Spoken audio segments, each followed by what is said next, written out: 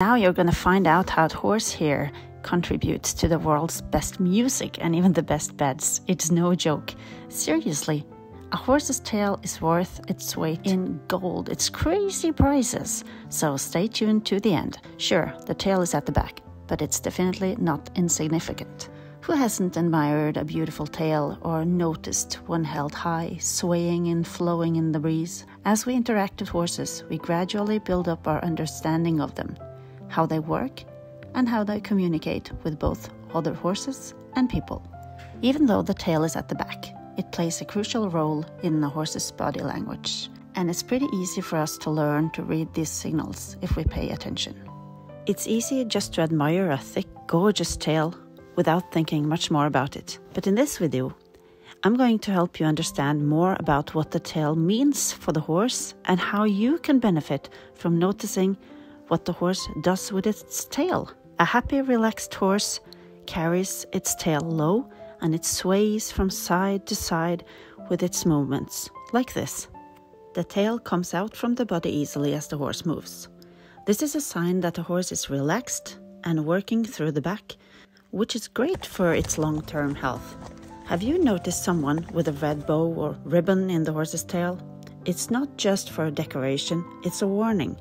It tells other riders that this horse might kick if other horses get too close. This is especially important info if you share if you're riding in a group, going on a trail ride, or on a competition. Kicking isn't just out of malice. It's usually because the horse gets scared if someone approaches too quickly or too closely. And the same goes for horses with a red bow or ribbon in their forelock. This means that the horse with a red bow in the forelock can get frightened if someone rides straight at it. A common reaction is for these horses to panic and bolt away from the situation. This can be dangerous for everyone involved, so it's better to inform others about the issue so that they can give the horse some extra space during warm-ups.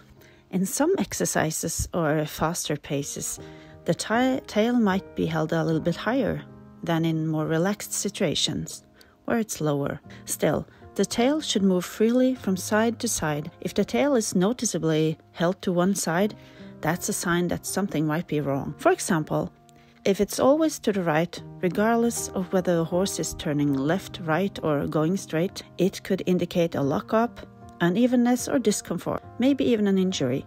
So this should be checked out by a professional. If the horse's tail is held up straight like this, it can show that the horse is excited. But it might also be a part of a warning signal. This is often combined with holding the head high and making loud snorting sounds. The horse is signaling to other horses that there might be danger nearby. It's important to remember that because horses are prey animals, they sometimes react dramatically to what seems like nothing. This is because they need to practice fleeing. They do this in the wild too, as a way to keep their herd safe and alert. Horses use their strong neck for balance, but they also use their tails. Many horse people have dogs and know that dogs use their tails for communication and balance.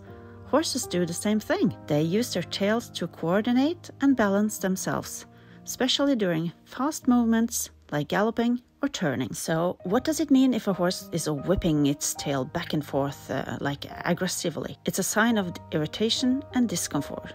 A horse in a stall or paddock that's swishing its tail might be telling you it's bothered by flies or even has a colic. It could also mean it wants another horse to back off because it's annoyed, or if a horse is swishing its tail while being ridden or during training, it's showing clear signs of discomfort or irritation. This could be due to spurs, tension from uncomfortable tack, or even pain from an injury or tightness in its neck or back or pelvis, or making it hard for these horses to perform tasks. A horse that's swishing its tail during riding or training, it's not a happy and relaxed horse. Unfortunately, many people, including professionals, they often overlook these signs of pain. In this one case, it turned out that the pain causing the horse to swish its tail came from a front leg issue, actually. I'm glad we took it seriously when the horse was swishing its tail and had a vet check to check it out. The horse wasn't limping, but it was still uncomfortable. And horses don't lie. It's up to us to figure out what they're trying to tell us. The tail also protects the horse's rear end and genital area, and it's used for insect protection in the spring, summer and fall. That's why I let all my horses grow their tails as long as possible during the summer. Long enough so they don't step on them. Horses often stand with their heads towards their tails, swatting at each other to get rid of the flies. When it comes to tail length, there are cultural differences and variations depending on the discipline. Many Western riders prefer their horses to have a low, calm tail to avoid spooking cattle. And work horses often have shorter tails to prevent them from getting tangled in the reins and distracting the driver. Fortunately, we don't see horses with overly docked or short tails as often anymore. From an animal welfare perspective, it's not okay to take the horse's tail away, as it removes its protection and its ability to communicate. This is similar to how we no longer accept tail docking in dogs. Show jumpers often have tails that are cut just below the hook, while dressage horses have theirs cut just below the fetlock. My horses get to keep their tails as long as possible in the summer, but when fall comes, we trim them just to above the fetlock. This is purely practical to avoid the mud and ice clumps in the winter, which can wear tail down and make it thinner. So we give them a little trim in the fall to keep it clean and ice-free, while also allowing it to grow back in time to help with the flies come spring. How do we do this? Well, the tail needs to be washed and brushed. Lift it, as it usually is during riding. Hold, trim and check. And do it again if it doesn't look right. Trim a little at a time. If you do it this way, it looks kind of leveled when the horse moves. It's too long, so we have to cut a little of it so he doesn't stamp on the tip of his tail here. And it's not smart to stand right behind the horse, so always be. So it's not smart to sit right behind either. Yes. Okay, that's too long. Yes. It's a little dirty. Yes. Skal vi klippe da? Ja. Ja.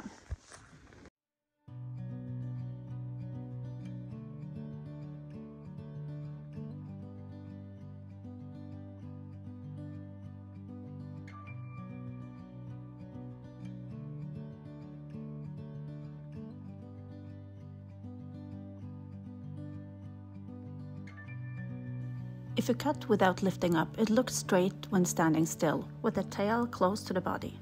But when the horse starts to move and lifts its tail, it doesn't look good. It looks crooked. Then you need to lift it up and repeat.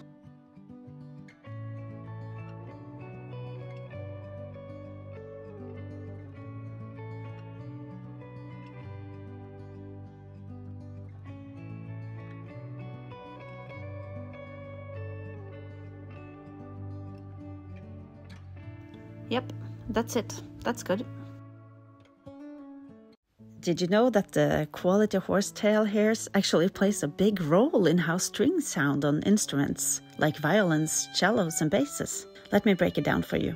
First of all, the horsetail hair is naturally elastic, so it vibrates really well when it's used for strings.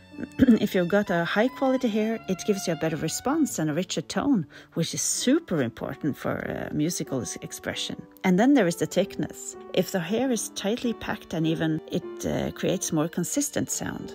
But if it's uneven and has different thicknesses, the sound might get all wonky. Good quality hair has its uniform thickness, which can help keep that nice and balanced. Also, flexible hair can easily adjust to the movements required when playing. This gives musicians better control, leading to a more nuanced sound. Now the hair needs to be well treated to avoid tangles and wear. Good quality horsehair is usually more durable, so the string lasts longer and sounds more stable over time. And you also have different types of horsehair that can create various sound colors. For example, hair from different breeds and regions can have unique qualities that affect the tone. Hair from Arabian horses is known for strength and elasticity, making it popular for strings. Countries like Hungary, Romania and the Czech Republic have a tradition of breeding horses with top-notch tail hairs. As for costs, the price of a horsehair can be very varied based on quality, breed, and availability. Generally, a high-quality horsehair can range from just a few bucks to several $100s per meter, depending on factors like length, thickness, and how well it's treated, and where it comes from. Instruments makers often have their own suppliers to make sure they get the best horsehair for what they need. And did you know that the world's most expensive bed is actually made of horse tail hair? Yeah, it's true. These beds have been made in Sweden for over 160 years, and they cost a whopping $280,000 each. They use hair from deceased horses, so it's a byproduct, which is pretty interesting. There's a special process to clean and curl the hair, making it super soft and comfortable to sleep on. So in a way, horses' tails are helping to create the world's most expensive beds out there. How wild is that? Make sure to like and subscribe so you never miss out on our adventures.